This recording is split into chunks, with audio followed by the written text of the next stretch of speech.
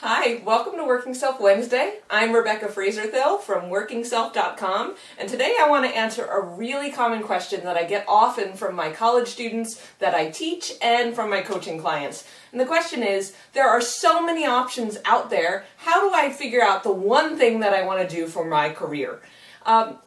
This is a big, important question because we can often land in career paralysis and make no decision whatsoever because there are so many things we could choose. Number one, do note that you'll have 5 to 7 careers over your lifetime, so you're not picking one thing forever. Number two, you have to move beyond interests. I have a coaching client who recently said to me, I could be interested in just about anything.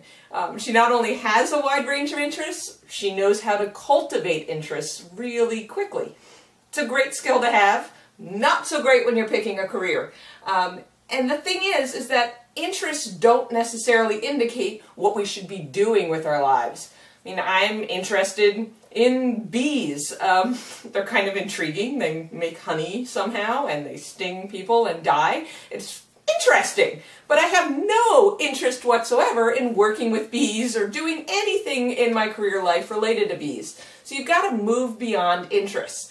Number three, the way you move beyond interests is by finding what actually resonates. You have to have emotion surrounding the thing that you want to do or you're considering doing. So for instance, I had met in person with a coaching client last week, and she had a double-sided piece of paper filled with options for her career.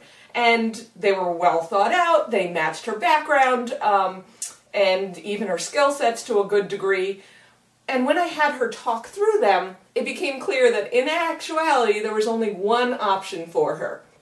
And the way you could tell is that she actually talked about it with some level of excitement and some level of apprehension as well. The other one she just presented, like, oh yes, I could be a nurse, I could be a teacher, what have you. Rather emotionless about most of the options. And then there was the one.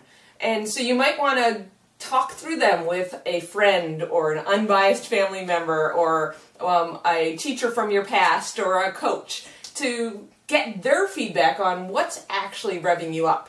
And the other way you can get your own feedback is number 4.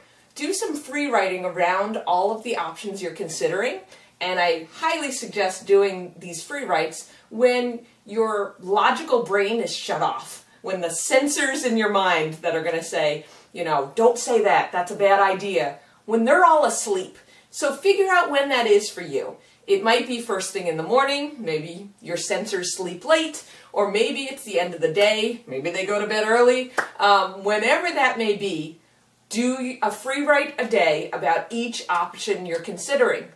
And then after the fact, not in the moment, after the fact, put your logical hat back on. So, say you do free writes for 5 days in a row, and on the 7th or 8th day, you look back over all of them and look for emotion words. Look for language that shows both negative emotions like I'm scared, I'm frustrated, I'm angry about this topic, and positive. I'm really excited, I'm hopeful, I could see a lot happening for me around this.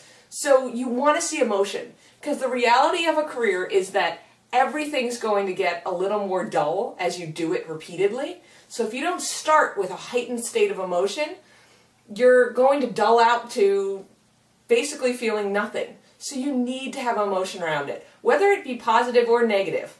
And that is how you get from having tons of options to down to just one. Because the reality is, we each have one thing we want to be doing right now.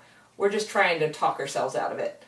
So thanks so much for joining me today. I look forward to seeing you at a future Working Self Wednesday. Take care.